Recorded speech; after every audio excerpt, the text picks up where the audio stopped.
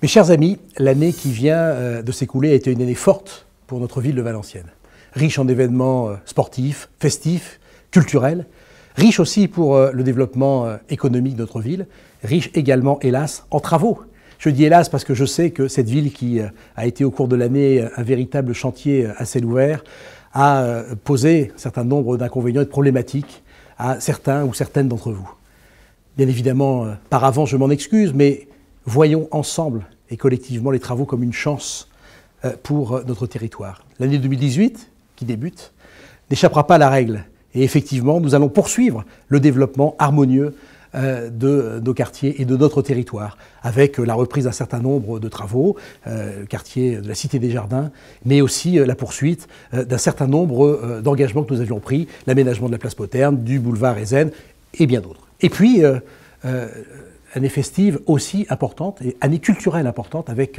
l'arrivée d'une très belle exposition dans notre musée dès le mois d'avril en partenariat avec le British Museum, début avril jusqu'à fin juillet, qui là aussi va renforcer l'attractivité de notre ville en accueillant un certain nombre de visiteurs étrangers, en grand nombre nous l'espérons. Et puis 2018, et enfin j'allais dire, sera l'année de renaissance de notre piscine.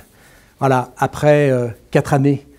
sans instruments pour les plus jeunes et les plus anciens d'ailleurs pour s'épanouir dans les bassins valenciennois, nous allons démarrer la pose de la première pierre dans quelques jours pour commencer les travaux et une livraison, je l'espère, avant la fin de l'année 2019 d'un équipement structurant pour le territoire, pour le quartier d'Ingesser, dans les meilleures conditions possibles. Voilà, vous le voyez, mesdames et messieurs, nous restons fidèles à l'engagement qui était le nôtre, un engagement de proximité, un engagement de développement, de poursuite d'embellissement de cette ville au service de ses habitants, car au fond, tout ce que nous réalisons avec cœur, nous le faisons pour vous, avec vous, et en pensant bien évidemment aux générations futures. C'est le début de l'année 2018, je le disais. Il me reste, pour conclure mon propos, à souhaiter à chacune et chacun d'entre vous, à celles et ceux qui vous sont proches, à celles et ceux qui vous sont chers et que vous aimez, une très très belle année 2018.